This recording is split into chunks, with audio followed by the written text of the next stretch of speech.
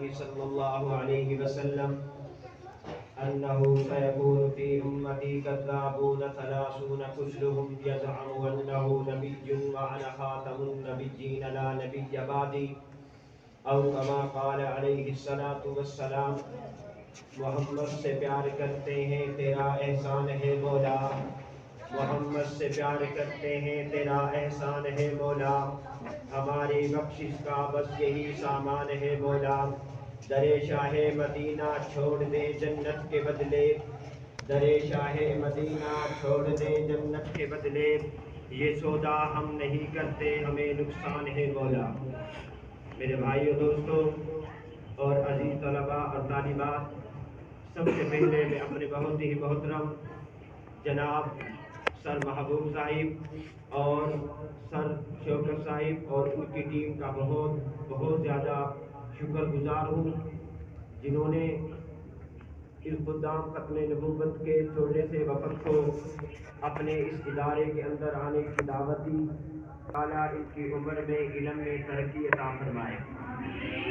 میرے بھائی دوستو، ٹائم صرف مختصر ہے. انشاءاللہ میرے بعد ہمارے یونٹ کے مرکزی نائب مرکزی امیر حضرت مولانا احسان احمد نقشبندی صاحب انشاءاللہ بیان فرمائیں گے. میں تو ایک طالب علم ہوں، آپ کے سامنے استادوں کا پڑھا ہوا سبق سنا رہا ہوں. اللہ تعالیٰ نے ہم سب کو سب سے بڑی 2 نعمتیں عطا کی ہیں. ایک نعمت انسانیت کی ہے. اگر اللہ ہمیں انسان نہ بناتا، کوئی جانور یا کوئی اور چیز بنا دیتا، تو ہم اللہ سے پوچھ سکتے تھے اللہ آپ نے ہمیں انسان کیوں نہیں بنایا؟ کیا پوچھ سکتے تھے؟ ہم اللہ سے بالکل نہیں پوچھتے.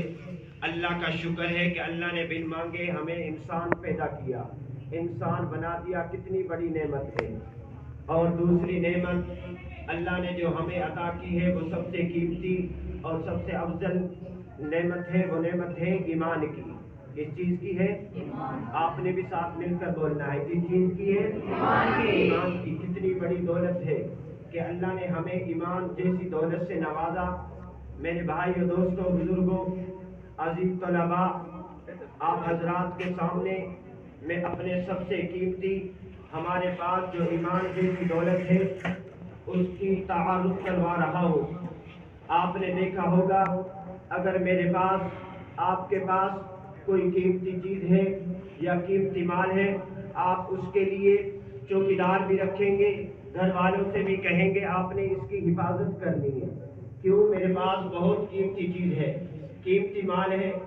اگر وہ مال اگر آپ کا چوری ہو جاتا ہے کتنا آپ کو نقصان ہے.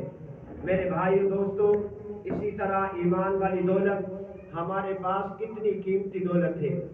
اگر کوئی گھر کے سامنے چوکیدار مالک اس سے کہے کہ آپ نے اس گھر کے اندر جو مال ہے اس کی حفاظت کرنی ہے، اگر وہ چوکیدار آپ کو یہ اطلاع دے دے کہ آپ کے اندر مالک آپ کے گھر کے اندر چور گھس چکا ہے، ڈاکو آ چکا ہے، اپنے مال کی حفاظت کیجیے. اسی طرح یہ خدام ختم نبوت کے کارکن بھی ایک چیز کے نوکر ہیں، خادم ہیں، چوکیدار ہیں. وہ خادم کیا ہے؟ کس چیز کے خادم ہیں؟ کس چیز کے نوکر ہیں؟ یہ کارکنان خدام ختم نبوت کا وفد جو آپ حضرات کے سامنے ہے، الحمدللہ یہ بھی ایک صاحب کے نوکر اور خادم ہیں. وہ کون ہیں؟ جناب محمد الرسول اللہ صلی اللہ علیہ وسلم. سب کہیں صلی اللہ، بلند آواز سے کہیں صلی اللہ. ہم اس کے چوکیدار ہیں. میرے بھائیوں عزیز طلباء، اللہ نے ہمیں کتنی قیمتی چیز ایمان جیسے نوازا. اگر ہمارے پاس سے ایمان نہ ہوا، کل قیامت کے دن ہم اللہ کے سامنے کیا منہ دکھلائیں گے؟ اللہ نے ہمیں ایمان دیا. جس طرح مال کے ڈاکو، ہر چیز کے ڈاکو موجود ہیں، اسی طرح اس ایمان کے ڈاکو بھی ہیں. اس ایمان کے بھی ڈاکو ہیں. میرے بھائیوں صرف میں نے آپ کو ان ڈاکوؤں کا تعارف کروانا ہے، باقی بیان تو انشاءاللہ ہمارے حضرت فرمائیں گے. ایمان کے ڈاکو بھی ہیں. آپ نے دنیا کے ڈاکو تو دیکھ لیے، آئیے آج ہم آپ کے سامنے ایمان کے ڈاکو بھی دکھلاتے ہیں. ایمان کے ڈاکو کتنی صورتوں میں آپ کے سامنے آئیں گے. پہلا ڈاکو 1901 کے اندر بر صغیر ہندوستان کے اندر ایک صاحب اٹھتا ہے، اٹھ کر اس نے بہت سے دعوے کیے، آخر میں دعویٰ اس نے یہ کر بیٹھا کہ میں بھی نبی ہوں، نعوذ باللہ، سب کہیں نعوذ باللہ۔ اس نے کہا مکہ کے اندر جو محمد آیا تھا، آج وہی محمد ہندوستان کے اندر یعنی قادیان شہر کے اندر آ چکا ہے۔ میرے بھائیوں، کتنا بڑا ڈاکو محبوب کی ختم نبوت پر ڈاکہ ڈال لیا۔ اس کے بعد یہ یہیں پر نہیں رکا، اس نے اللہ رب العزت کی شان میں بھی گستاخیاں کی۔ یہیں پر بس نہیں کیا، محبوب کی اہل بیت کی بھی گستاخیاں کی۔ حضرت فاطمہ رضی اللہ تعالیٰ عنہ کے بارے میں یہ بکواس کرتا ہے، یہ ظالم لکھتا ہے کہ میں نے رات کو خواب دیکھا کہ میرے دروازے پر نبی علیہ السلام آئے ہیں اور ان کے ساتھ ان کی بیٹی ہے، نعوذ باللہ۔ پھر دوبارہ یہ عرض کرتا ہے، دوبارہ یہ بکواس یوں کرتا ہے کہ میرے دروازے پر حضرت علی رضی اللہ تعالیٰ عنہ آئے اور ساتھ میں ان کی زوجہ حضرت فاطمہ آئی ہیں۔ یہیں پر انہوں نے بس نہیں کیا، اس سے آگے بڑھ کر یوں کہتا ہے کہ میں نے رات کو خواب دیکھا، میرے دروازے پر ایک صاحب کھڑے ہیں، نام اس کا حضرت علی ہے، ساتھ میں فاطمہ بھی ہے، ساتھ میں حسن و حسین بھی ہے۔ کتنی بڑی بڑی بکواسات یہ کرتا رہا۔ یہ ایمان کا ڈاکو وہاں سے شروع ہوا۔ 1901 میں اس ڈاکو نے اپنی سنگ بنیاد رکھی۔ آج یہ کارکنان خدام ختم نبوت کو کیا ضرورت ہے، کیا ضرورت پڑی کہ آپ طلباء کے سامنے اس ڈاکو کا تعارف کروا رہے ہیں۔ میرے بھائی دوستو، اس کا تعارف اس لیے کروا رہے ہیں کہ آج ہمارے ملک پاکستان کے اندر بھی یہ ڈاکو آ چکا ہے۔ میں نے بتایا نا، جس طرح وہ گھر کا چوکیدار مالک کو اطلاع دیتا ہے، مالک آپ کے گھر کے اندر چور گھس چکا ہے، اسی طرح الحمدللہ ہم بھی چوکیدار ہیں، سرکار دو عالم صلی اللہ علیہ وسلم کے صحابہ کے چوکیدار ہیں، اہل بیت کے چوکیدار ہیں، نوکر ہیں، خادم ہیں۔ میرے بھائیوں، ہمارا بھی حق بنتا ہے آپ کو اطلاع دے دیں کہ آپ کے گھر کے اندر چور آ چکا ہے۔ آپ کو بتانے کا، طلباء کے سامنے بیان کرنے کا مقصد کیا ہے؟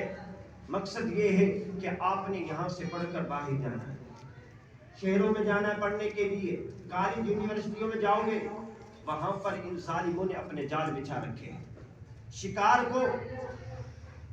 کو پکڑنے کے لیے شکاری شکار کے بحث میں آتا ہے، اس کے لیے دانہ ڈالتا ہے۔ میرے بھائیوں، یہ بھی چور، یہ بھی ڈاکو ہم مسلمانوں کے ایمانوں کو لوٹنے کے لیے پتہ نہیں کیا کیا حربے کرتے ہیں۔ اس لیے آج یہ خدام ختم نبوت کے کارکن آپ حضرات کے سامنے ان قادیانی، ان بے ایمانوں کا تعارف کروا رہے ہیں کہ ہمیں ان سے بچنا کس طرح ہے۔ آج آپ اگر اپنے استادوں سے جو آپ کو سبق پڑھا رہے ہیں، اگر آپ نے ان کے ساتھ وفا کی تو انشاءاللہ آگے آپ سے اللہ خود وفا کرے گا۔ اپنے استادوں سے بھی وفا کرو گے نا انشاءاللہ۔ میرے بھائی دوستو، ان قادیانیوں نے، ان بے ایمانوں نے محبوب کی ختم نبوت پر ڈاکہ ڈالا۔ یہ سلسلہ نبی علیہ السلام سے شروع ہوا تھا۔ محبوب کے زمانے کے اندر بھی، آخری بات عرض کر رہا ہوں، محبوب کے زمانے کے اندر بھی ایک شخص اٹھا، اس نے بھی کہا میں بھی نبی ہوں، نام اس کا مسلمہ کذاب تھا۔ محبوب علیہ السلام نے ایک خط لکھا، اس خط کو لکھ کر اپنے صحابہ کی بارگاہ میں، صحابہ کے دربار میں یہ فرمایا کہ اس خط کو لے کر کون مسلمہ کذاب کے پاس جائے گا؟ صحابہ فرماتے ہیں کہ ہماری جماعت کے اندر ہم سب سے کمزور ایک صحابی تھے، وہ سب سے پچھلی صف میں بیٹھے ہوئے تھے، فوراً لبیک کہا، لبیک یا رسول اللہ، میں حاضر ہوں۔ نبی علیہ السلام نے فرمایا پتہ بھی ہے خط کس کو پہنچانا ہے؟ حضرت حبیب بن زید نے عرض کیا یا رسول اللہ جی۔ نبی علیہ السلام نے فرمایا جا مسلمہ کے پاس لے کر۔ جب حضرت حبیب بن زید رضی اللہ تعالیٰ عنہ مسلمہ کے دربار میں پہنچے، مسلمان نے ایک بات کہی تھی، حبیب کیا دیکھا نہیں تو نے کہ میری فوج کتنی ہے، میرا لشکر کتنا ہے، میں کتنا بڑا طاقتور ہوں؟ حضرت حبیب بن زید نے فرمایا مسلمہ تو اپنی فوج کیا دکھلاتا ہے، اپنا لشکر کیا دکھاتا ہے؟ میرے بھی بچے ہیں، میرے بھی رشتہ دار ہیں، میں سب کو چھوڑ کے آیا ہوں اور مجھے اتنا بھی پتا ہے کہ میں زندہ واپس نہیں جاؤں گا۔ بہرحال مسلمہ کذاب نے حضرت حبیب بن زید کو قتل کر دیا. واقعہ بہت بڑا ہے، مختصر کر رہا ہوں. میرے بھائی دوستو، وہاں سے یہ ختم نبوت کا سلسلہ چلا تھا. اس ظالم نے نبوت کا دعویٰ کیا، اس کے ماننے والے 1,00,000 تھے اور صحابہ بھی 1,24,000 تھے. آج مسلمان کو ماننے والا کوئی بھی نہیں. انشاءاللہ ایک وقت آئے گا قادیانیوں کو بھی ماننے والا کوئی بھی نہیں ہوگا. سب عزم کرتے ہیں انشاءاللہ ہم پیغمبر علیہ السلام کے ختم نبوت کا دفاع کریں گے. سب کہو انشاءاللہ ختم نبوت کا دفاع کریں گے انشاءاللہ. تاجدار ختم نبوت زندہ باد، تاجدار ختم نبوت زندہ باد.